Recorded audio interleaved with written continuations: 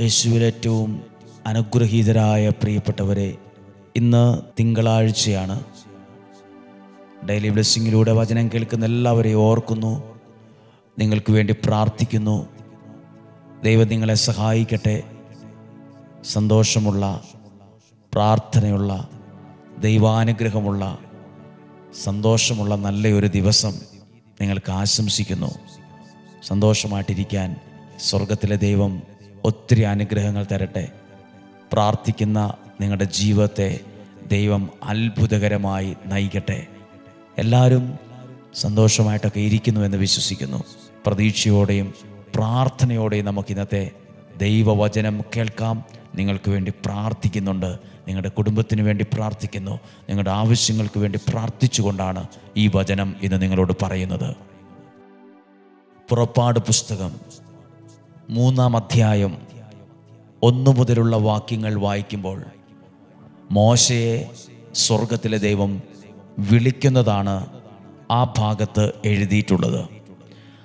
അതിൻ്റെ 2-ാമത്തെ വാക്യം, അവിടെ ഒരു മുൾപടർപ്പിൻ്റെ മധ്യത്തിൽ നിന്ന് ജ്വലിച്ചുയർന്ന അഗ്നിയിൽ കർത്താവിൻ്റെ ദൂതൻ അവന് പ്രത്യക്ഷപ്പെട്ടു. അവനുറ്റു നോക്കി, മുൾപടർപ്പ് കത്തി ജ്വലിക്കുകയായിരുന്നു, എങ്കിലും അതെരിഞ്ഞ് ചാമ്പലായില്ല. കത്തി ജ്വലിക്കുന്ന, കത്തി എരിയുന്നൊരു മുൾപടർപ്പ്, കത്തി ജ്വലിക്കുന്ന, കത്തി നിൽക്കുന്ന ഒരു മുൾപടർപ്പാണ് കണ്ടത്. കത്തി ജ്വലിക്കുന്ന.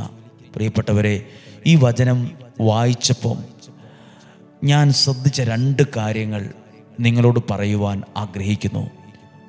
ഒരാൾ എന്നോട് വന്നപ്പോൾ പറഞ്ഞൊരു കാര്യമാണ്, ഞാൻ കത്തുന്നൊരു പ്രശ്നത്തിലാണുള്ളതെന്ന്. അപ്പോഴാ വ്യക്തി അതെന്നോട് പറയുമ്പോൾ ഞാൻ പെട്ടെന്ന് ഓർത്തത് കത്തുന്ന മുൾപടർപ്പാണ്. കത്തുന്ന പ്രശ്നങ്ങൾ, കത്തി നിൽക്കുന്ന പ്രതിസന്ധികൾ, ആകെ തകിടം മറിയത്തക്ക വിധം കത്തി നിൽക്കുന്ന വിഷയങ്ങൾ, പ്രതിസന്ധികൾ, വെല്ലുവിളികൾ, ബുദ്ധിമുട്ടുകൾ. പക്ഷേ അവിടെ മോശ കണ്ടൊരു കാര്യമുണ്ട്. ആ മുൾപടർപ്പിൻ്റെ ഒരു ഇല പോലും വാടിയിട്ടില്ല. പ്രിയപ്പെട്ടവരെ, ഇല പോലും ഇതെങ്ങനെയാണ് വാടാതെ നിൽക്കുന്നത്? മുൾപടർപ്പ് കത്തുന്നു, പക്ഷെ അതിൻ്റെ ഇലയ്ക്കോ കമ്പിനോ ഒരു വാട്ടം പോലും സംഭവിക്കുന്നില്ല, ഒരു കോട്ടവും സംഭവിക്കുന്നില്ല. മുൾപടർപ്പ് കത്തിക്കൊണ്ടിരിക്കുന്നു. ഏതെങ്കിലും പ്രശ്നങ്ങളിൽ നിന്ന് കത്തിക്കൊണ്ടിരിക്കുന്ന ഒരു തീ പോലെ കത്തുന്ന ഒരു പ്രശ്നത്തിലാണോ ഉള്ളത്? അടുത്ത കാര്യം ശ്രദ്ധിക്കണം.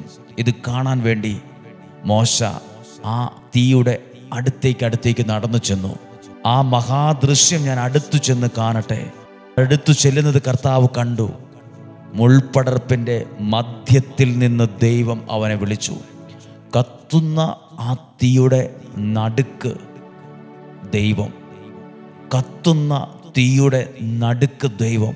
അപ്പോൾ മോശയ്ക്ക് മനസ്സിലായി, തീ കത്തുന്നുണ്ടെങ്കിലും അതിൻ്റെ ഇലയ്ക്കോ കമ്പിനോ ഒരു കോട്ടമോ വാട്ടമോ സംഭവിക്കാതിരിക്കാൻ കാരണം അതിൻ്റെ മധ്യത്തിൽ നടുക്ക് ദൈവമുള്ളത് കൊണ്ടാണെന്ന്. ദൈവം ഉള്ള ഒരു വ്യക്തിയാണ് നിങ്ങൾ. എന്ത് പ്രശ്നങ്ങൾ ചുറ്റും നിന്ന് കത്തുകയോ വിറപ്പിക്കുകയോ പേടിപ്പിക്കുകയോ ചെയ്തോട്ടെ, നിൻ്റെ ജീവിതത്തിൻ്റെ ഒരു ഇല പോലും വാടത്തില്ല, ഒരു കമ്പ് പോലും ഉണങ്ങിപ്പോകില്ല. കാരണം ദൈവ സാന്നിധ്യം അകത്തുള്ളവനെ ഇല്ലാതാക്കാനോ വാട്ടിക്കളയാനോ കെടുത്തിക്കളയാനോ സാധ്യമല്ലെന്ന് മോശയെ ദൈവം പഠിപ്പിച്ച ഒരു സ്കൂളാണത്. ഇതിനുശേഷം ബൈബിൾ വായിക്കുമ്പോൾ മോശയുടെ ജീവിതവും കത്തുന്ന പ്രശ്നങ്ങളിലൂടെ കടന്നുപോയി. കത്തുന്ന പ്രശ്നങ്ങളിലൂടെ പല നിമിഷങ്ങളിലും കടന്നുപോയി. പക്ഷേ മോശയുടെ ജീവിതം വാടിപ്പോയില്ല. കത്തുന്ന പ്രശ്നങ്ങൾ വന്നപ്പോഴും മോശയുടെ ജീവിതത്തിൻ്റെ നടുക്ക് ദൈവം ഉണ്ടായിരുന്നു. പ്രിയപ്പെട്ടവരെ, ഉറപ്പുണ്ടോ? എൻ്റെ കുടുംബത്തിൻ്റെ നടുക്ക്, എൻ്റെ ജീവിതത്തിൻ്റെ നടുക്ക് എൻ്റെ ദൈവമുള്ളത് കൊണ്ട് എൻ്റെ ഒരു ഇലയ്ക്ക് പോലും ഒരു വാട്ടം ഉണ്ടാവുകയില്ല. എൻ്റെ കുടുംബത്തിൽ ഒരു കുഞ്ഞു പോലും വാടിപ്പോകത്തില്ല, ഒരു കുറവും സംഭവിക്കത്തില്ല. നമുക്കെങ്ങനെയെങ്കിൽ ഒരു നിമിഷം പ്രാർത്ഥിക്കണം. കർത്താവേ, ഡെയിലി ബ്ലെസ്സിങ്ങിലൂടെ വചനം കേൾക്കുമ്പോൾ പ്രശ്നങ്ങളിലൂടെ നടുക്ക് കടന്നു പോകുന്നവരുണ്ട്. ചുറ്റും തീ കത്തുന്നത് പോലെ പലതും അവരെ വേദനിപ്പിക്കുകയോ പൊള്ളിക്കുകയോ ചെയ്യുന്നുണ്ട്. പലരും ഇത് കണ്ടിട്ട് പറഞ്ഞു, ചാരമായി പോകും, തീർന്നു, അവസാനിച്ചു. പക്ഷേ കുറച്ച് കഴിയുമ്പോൾ മനസ്സിലാകും, എത്രയെല്ലാം തീ കത്തിയിട്ടും പ്രശ്നങ്ങളുണ്ടായിട്ടും വെല്ലുവിളി ഉണ്ടായിട്ടും പ്രതികൂലങ്ങളുണ്ടായിട്ടും ഇലയ്ക്ക് പോലും വാട്ടം വന്നിട്ടില്ല. അതിൻ്റെ കമ്പുകൾക്ക് ഒരു കോട്ടം സംഭവിച്ചിട്ടില്ല.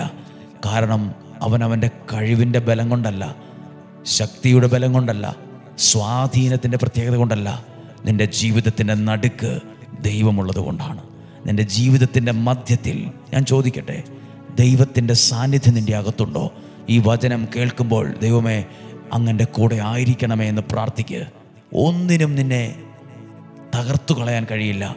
പ്രകൃതി ശക്തിയായ തീക്ക് പോലും കഴിഞ്ഞില്ല വെറും സാധാരണ മുൾപടർപ്പിനെ ഇല്ലാതാക്കി കളയാൻ. ധൈര്യമായിട്ടിരിക്കുക. ഒരു പ്രശ്നവും നിന്നെ തകർക്കുകയോ തീർക്കുകയോ ചെയ്യില്ല. നീ വീണ്ടും ഉയർത്തെഴുന്നേൽക്കും. നീ വീണ്ടും ഉയർത്തെഴുന്നേൽക്കും. നിൻ്റെ ഒരു ഇലയ്ക്ക് പോലും വാട്ടം വരികയില്ല. ഒരു കമ്പിന് പോലും കോട്ടം വരികയില്ല. ഒരു ഇല പോലും ചാരമാകത്തില്ല. നിനക്കൊരു നല്ല ജീവിതത്തെ ദൈവം കൈപിടിച്ചുയർത്താൻ ആഗ്രഹിക്കുകയാണ്. പ്രാർത്ഥിക്കട്ടെ, കർത്താവേ, ഈ വചനം ഞങ്ങൾ കേൾക്കുമ്പോൾ ഞങ്ങളുടെ ജീവിതത്തെ അങ്ങ് അനുഗ്രഹിക്കണമേ. ഞങ്ങളുടെ കുടുംബത്തെ അങ്ങ് അനുഗ്രഹിക്കണം. ഞങ്ങൾ കടന്നു പോകുന്ന പ്രശ്നം അതുപോലത്തെ പ്രശ്നങ്ങളാണ്. ഞങ്ങൾക്ക് പോലും അറിയില്ല ഈ പ്രശ്നത്തെ എങ്ങനെ കൈകാര്യം ചെയ്യണമെന്ന്. ഞങ്ങൾ ഒത്ത ഒരു പ്രതിസന്ധിയുടെ ഒത്ത നടുക്കാണ്. ആകെ തകർന്നുകൊണ്ടിരിക്കുന്നു. ചാരമാകാൻ തുടങ്ങുന്നു, ചെയ്യാൻ തുടങ്ങുന്നു, വാടിപ്പോകാൻ തുടങ്ങുന്നു. ഒരില പോലും വാടത്തില്ല, ഒരു കമ്പ് പോലും കരിയത്തില്ല. കാരണം നിങ്ങളുടെ ജീവിതത്തിനകത്തൊരു ദൈവമുണ്ട്. നിങ്ങളുടെ കുടുംബത്തിൽ ദൈവസാന്നിധ്യമുണ്ട്. നിങ്ങളുടെ ജീവിതത്തിനകത്തുനിന്നും ജീവിക്കുന്ന ഒരു ദൈവമുണ്ട്. അങ്ങനെയെങ്കിൽ പ്രാർത്ഥിക്കട്ടെ, കർത്താവേ, മനുഷ്യൻ പറഞ്ഞ വാക്ക് കേട്ട്, മനുഷ്യൻ ചെയ്യുന്ന പ്രവൃത്തി കണ്ട് വാടിപ്പോകത്തക്ക വിധമുള്ള തകർന്നവരുണ്ട്. നിന്നെ മന്ത്രവാദം കൂടോത്രമൊക്കെ ചെയ്ത് നിന്നെ നശിപ്പിക്കാൻ ശ്രമിക്കുന്നവരുണ്ട്. പക്ഷെ നിൻ്റെ ജീവിതത്തിൻ്റെ അകത്ത് ദൈവമുണ്ടെങ്കിൽ നിൻ്റെ ഒരു ഇലയ്ക്ക് പോലും വാട്ടം വരികയില്ല. നിൻ്റെ ഒരു കമ്പിന് പോലും കേടുവരത്തില്ല. അങ്ങനെയെങ്കിൽ പ്രാർത്ഥിക്കട്ടെ, കർത്താവേ, ഡെയിലി ബ്ലെസ്സിങ്ങിലൂടെ വചനം കേൾക്കുന്നവരുണ്ട്, ഇത് അനേകർക്ക് അയച്ചു കൊടുക്കുന്നവരുണ്ട്, ദിവസത്തിൻ്റെ വിവിധ സമയങ്ങളിൽ ഈ വചനം ഏറ്റെടുക്കുന്നവരുണ്ട്. ഈ വചനം പ്രാർത്ഥിച്ച് രാവിലെ തന്നെ കൃത്യം 5:30 ഇത് കണ്ട് പ്രാർത്ഥിച്ച് ജീവിതം ആരംഭിക്കുന്നവരുണ്ട്. അവരെഴുതി വെച്ച് പ്രാർത്ഥിക്കുന്നവരുണ്ട്.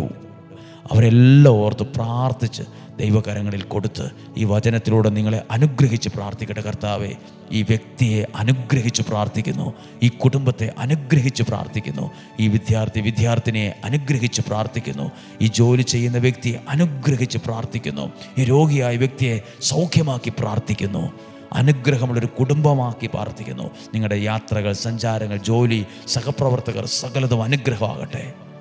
നമ്മുടെ കർത്താവ് ഈശോ മിശിഹായുടെ കൃപയും പിതാവായ ദൈവത്തിൻ്റെ സ്നേഹവും പരിശുദ്ധാത്മാവിൻ്റെ സഹവാസവും നിങ്ങളോടുകൂടെ. കർത്താവെ, എല്ലാവിധ രോഗങ്ങളിൽ നിന്നും, അപകടത്തിൽ നിന്നും, ദുർമരണത്തിൽ നിന്നും, മൂപ്പെത്താത്ത മരണത്തിൽ നിന്നും, ചതിയിൽ നിന്നും, വഞ്ചനയിൽ നിന്നും, മാരക രോഗപീഠകളിൽ നിന്നും, പകർച്ചവ്യാധികളിൽ നിന്നും ദൈവം നിങ്ങളെ അത്ഭുതകരമായ വിധത്തിൽ സംരക്ഷിക്കട്ടെ. ദീർഘായുസ്സും ആരോഗ്യവും ദൈവം തരട്ടെ. സന്തോഷവും സമാധാനവും തരട്ടെ. നന്മയും ഉയർച്ചയും ദൈവം തരട്ടെ. സമൃദ്ധിയായ നന്മ ദൈവം നിനക്ക് തരട്ടെ, നിൻ്റെ കുടുംബത്തിന് തരട്ടെ. സന്തോഷവും സമാധാനവും നല്ലൊരു ദിവസവും ദൈവം തരട്ടെ എന്ന് പ്രാർത്ഥിക്കുന്നു. ഇപ്പോഴും എപ്പോഴും എന്നേക്കും ആമേൻ. നല്ലൊരു ദിവസം ആകട്ടെ.